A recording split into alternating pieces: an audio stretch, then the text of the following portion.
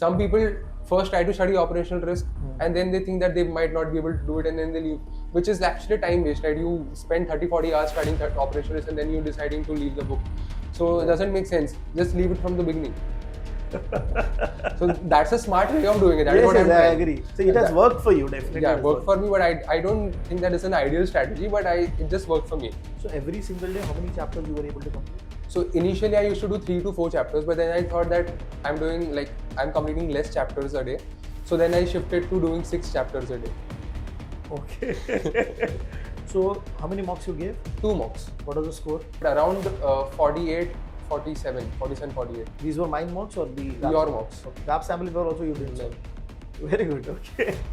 Now if I ask you if you could give 3 tips from your experience of how to prepare for this exam.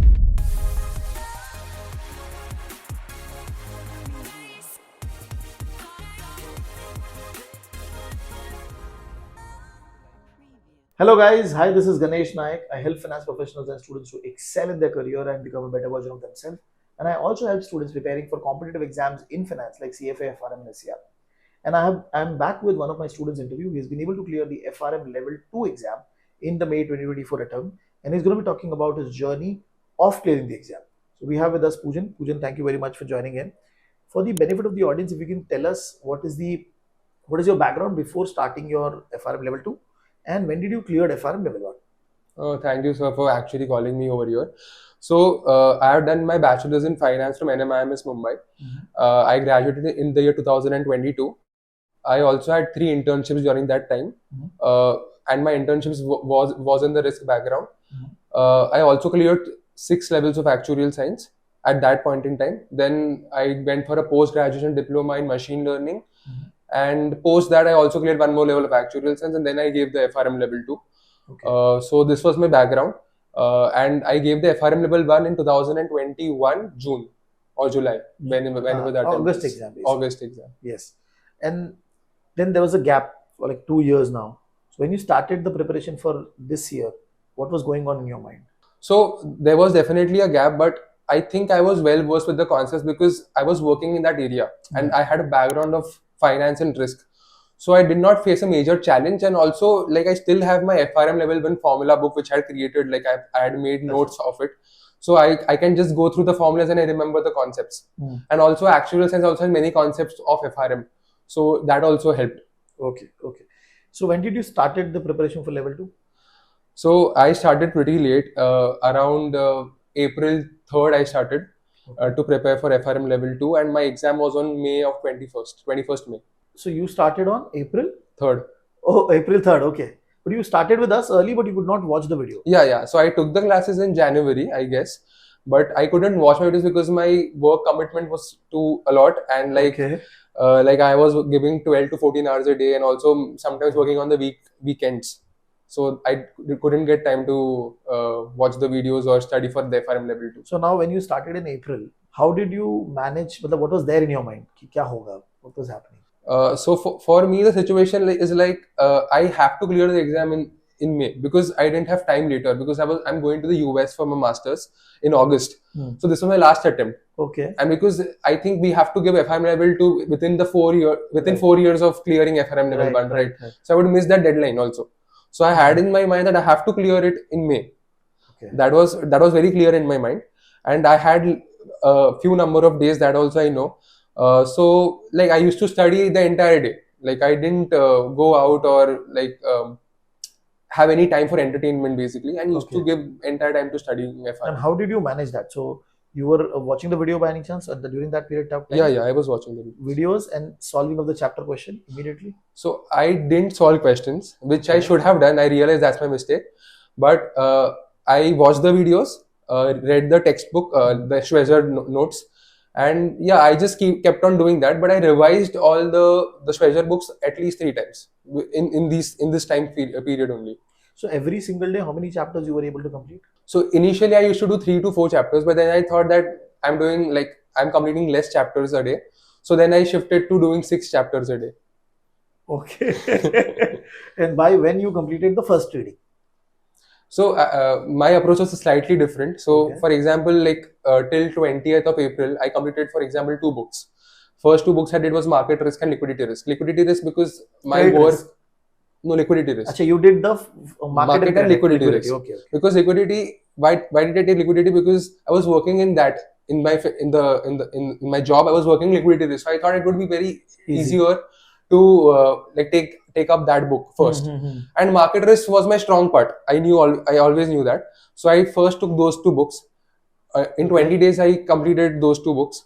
Then I thought that I should take credit risk, but also I might forget concepts of market risk and liquidity risk. So I took 3-4 chapters of credit risk and also revised 3-4 chapters of market risk. So that is the strategy I used, and I kept going on. But when you completed the first full, you were able to complete everything one time? So I left the operational risk book fully. You didn't even read the book? No. Didn't even read, didn't even touch the book. Very good.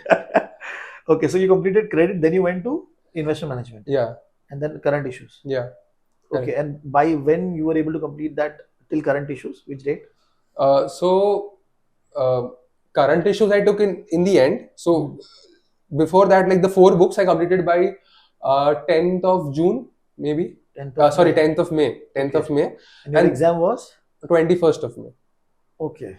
Then? Yeah, and but till 10th of May I also revised certain books. So it was not my first time. Got it. Certain books I was like doing it twice or thrice, some books. But all the portion one time was completed till 10th of May, except the current issues and the operational risk. Then I took current issues, for 4-5 days I completed current issues, but again I was revising the earlier books. Yes. Yeah. And then last 3-4 days I gave mocks, but I didn't solve chapter wise question, but I gave mocks from. You revised again also the entire books, or you just went for the mocks? No, I revised the entire books, but then it was like in one day I can complete like 1.5 book, like market risk and half of maybe investment risk also. So I was fast because I already revised those books like 2 or 3 times before. Right. So how many mocks you gave? 2 mocks. What was the score? I actually don't recollect, but around 48, 47, 48. These were mine mocks or the your mocks? Okay, GAP sample paper also you did. So very good. Okay. So, and when you went to the actual exam date, what was the confidence level? So, I have been giving exams for a while now. Like I've given 7 levels of actuarial and all other exams. So I'm pretty confident. My approach is always confident when I give competitive exams. I'm never scared about exams. Even if I don't know, I'm not scared. I have that approach. So I went for the exam.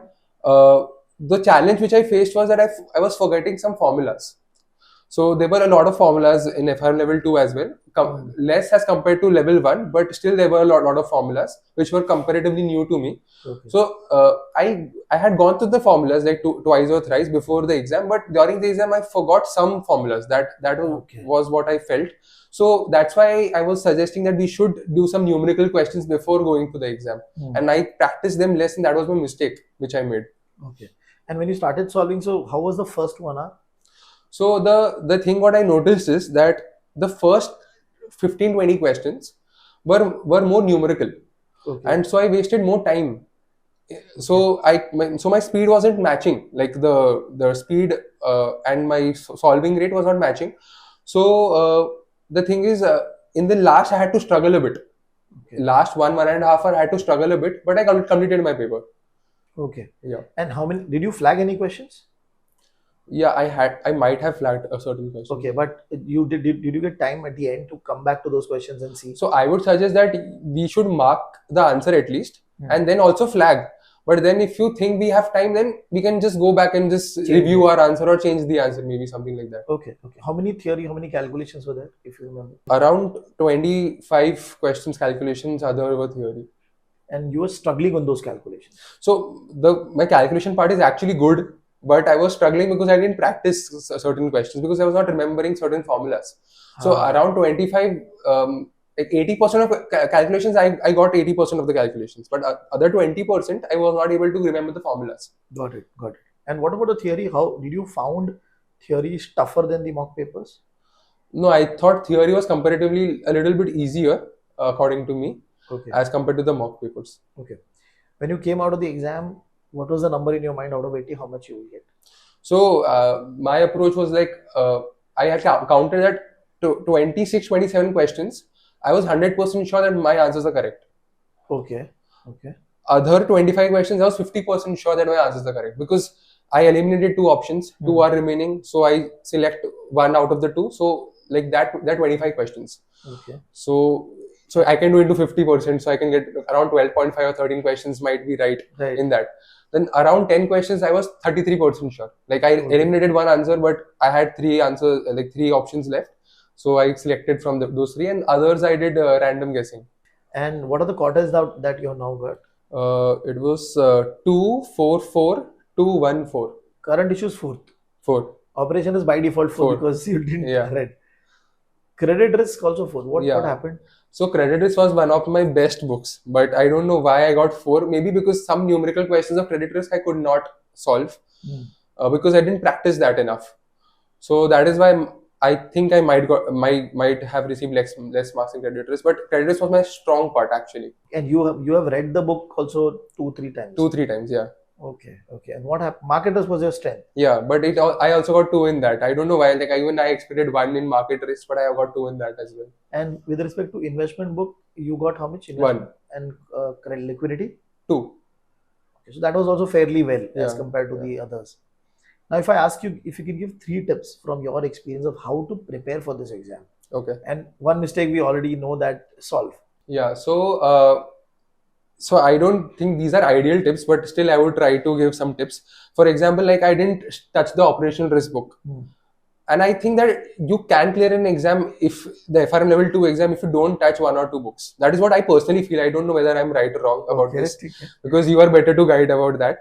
But I thought that even if I didn't touch operational risk, I didn't face a major challenge about it because operational risk was not my strong part because it was a lot of theory and I was not good at theory.